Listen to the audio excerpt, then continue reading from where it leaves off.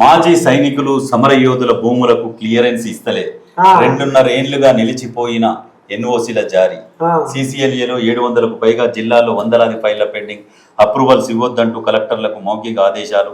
హైదరాబాద్ చుట్టుపక్కల జిల్లాలో కోట్ల భూముల రేట్లు. కుటుంబ అవసరాలకు అమ్ముకోలేక లబ్ధిదారుల కష్టాలు. ఎన్ఓసీలు ఇప్పిస్తామంటూ రంగంలోకి దళారు. అయితే వీళ్లకు భూములు కేటాయించారు. ఎవరికి అంటే మాజీ సైనికులకు, రిటైర్మెంట్ అయిన వాళ్ళకు అక్కడక్కడ భూములు ఇస్తారు కదా, ఈ యుద్ధంలో అన్నట్టు వాళ్ళకి ఇచ్చినందుకు వాళ్ళకు క్లియరెన్స్ వస్తలేదు, ఎన్ఓసి ఇస్తలేరు. ఎన్ఓసి ఏంటంటే ఇప్పుడు హైదరాబాద్ చుట్టుపక్కలనేమో కోట్ల రూపాయల భూములు అయినాయి.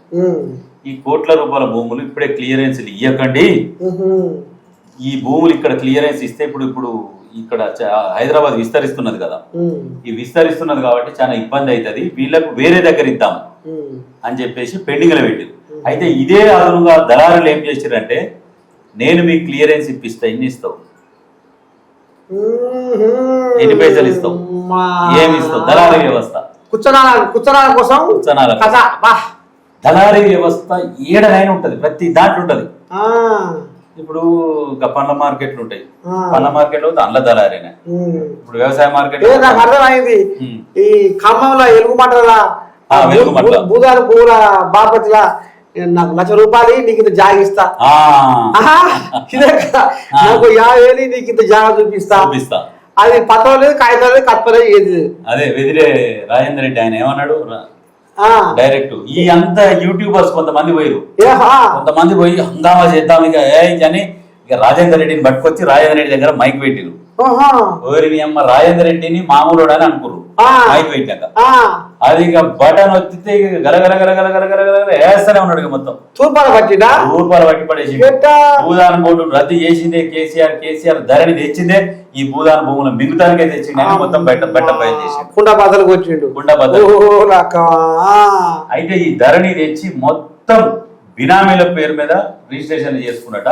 ఆయన రాజేంద్ర రెడ్డి కూడా చెప్తున్నా అవన్నీ చెల్లవు, ఆ కబ్జాలు మొత్తం ఎక్కడ కూడా చెల్లవు, ఖచ్చితంగా కోర్టు నుంచి మాకు క్లియరెన్స్ వస్తుంది అని చెప్తా. అయ్యా రేవంత్ రెడ్డి ఈ బోర్డు మొత్తం కేసీఆర్ కే ఇచ్చేయి అంటున్నా, అంటే ఆవేశంగా మొత్తం తింటుండే, ఆయనే తిన్నాడు, వాళ్ళ మనసులో తిన్నది, ఇక మొత్తానికి ఆయనకు అప్పచెప్పు, ఇక పానం సల్లగా అవుతుంది కేసీఆర్ది అని చెప్పేసి.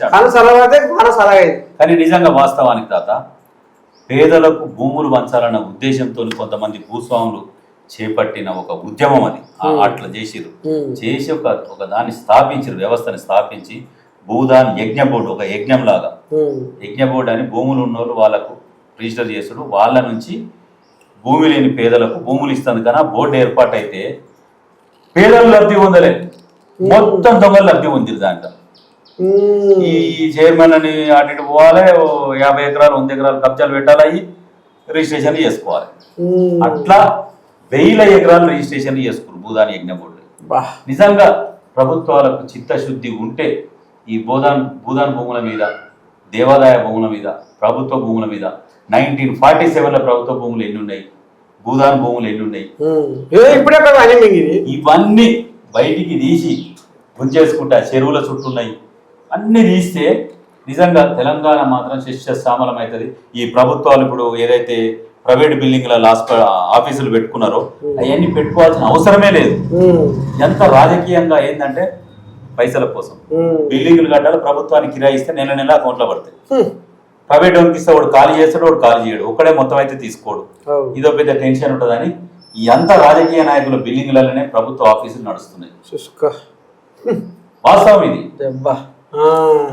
ఇదంతా ఏంటంటే ఈ తెలివి అంతా ఏంటంటే ఆంధ్ర కల్చర్, ఆంధ్ర తెలివి ఇదంతా. అప్పట్లో వాళ్ళే ఇవన్నీ వాళ్ళ ఉపాయాలు వేసిరు, వాళ్ళ ఉపాయం వేసి సెట్ చేసుకొని మొత్తం దోసుకు తిన్నారు. ఇప్పుడు కూడా ఉందా కదా, ఇప్పుడు కూడా నడుస్తూనే ఉన్నాయి. బిల్డింగ్లు మొత్తం వాళ్ళేనే, ఈ ప్రభుత్వ ఆఫీసులు ఏడేడైతున్నాయో ప్రైవేట్ బిల్డింగ్లు మొత్తం వాళ్ళే దాదాపు. అట్లా అట్లనే ఈ సైనికులను కూడా కొంచెం ఆపుతున్నారు. సరే ఇంకా